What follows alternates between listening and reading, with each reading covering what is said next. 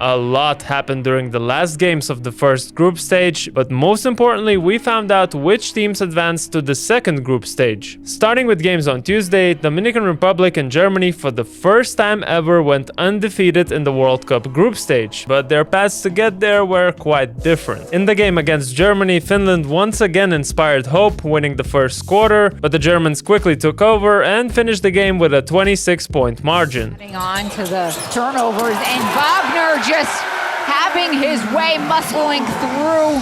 I'm not sure what happened to Finland, but I think Markkanen only making 3 3-pointers out of 20 in the group stage explains some of it.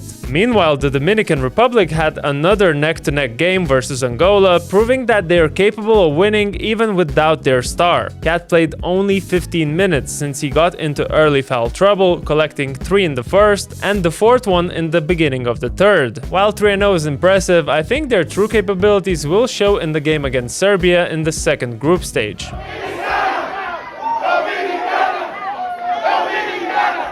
Another team that clinched first place was Lithuania, who surprisingly had no problems with the only other undefeated Group D team, Montenegro. Everyone expected Valančiūnas and Vučević to get all the spotlight, but it was Rokas Jokubaitis snatching it all. Jokubaitis, look how good he is. Look at that. Just breathtakingly good. In fact, Lithuanians performed so well in the first group stage that they finished with the least points conceded in the tournament. For a moment, it seemed like Latvia might create yet another miracle, as Canada found themselves trailing by 10 approaching the end of the second quarter. Huge part of that was Artur Žagar's bowling again.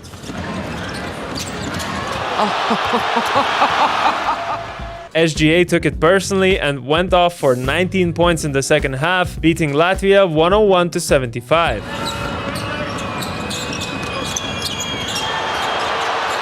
Oh my goodness, it's easy. Japan also couldn't create another miracle, as Josh Giddey demonstrated how do you deal with these undersized guards. Then the Philippines battled for their first win until the last seconds again, but ended the group stage 0-3. Interestingly, Filipino fans were booing their team's head coach even before the game, which Jordan Clarkson found really weird. You'd think it couldn't get any worse for France, but the French struggled even against Lebanon, who were the absolute underdogs of Group H. Sure, France were missing all of their centers in Gobert, Fall, and Lesor due to different reasons, but what their head coach Vincent Collet reportedly said during a timeout sums up the chemistry in the team right now. Now the only interesting questions about France is whether they'll fire the coach and also if Joel Embiid will join them in the Paris Olympics. Their captain Nicolas Batum doesn't seem to mind the idea. Would you welcome Joel Embiid to the national team? Would you say no to the MVP? I would never, but it's... To sum up Tuesday games, here's all the results from that day. Wednesday game started with Serbia crushing South Sudan 115-83. It was the best Bogdan Bogdanovic's game so far, but what actually surprised me was Nikola Jovic, who went 9 for 9 from the field, finishing with 25 points. Cross court. Good ball cross by the Serbians. Jovic going for a fadeaway three-point. That is as tough as it gets. Later on, Rondae Hollis-Jefferson, aka Kobe reincarnated, faced Team USA. As expected, the Americans put on an offensive clinic against Team Jordan and demolished them by 48 points. This was definitely my favorite highlight. And that was a telegraph pass. Look at the behind-the-back pass! Oh, goodness! Meanwhile, Slovenia didn't have it easy yet again, and yet again Luka Doncic had to take matters into his own hands. Struggling from the field, Luka started passing more and was close to the first ever World Cup triple-double.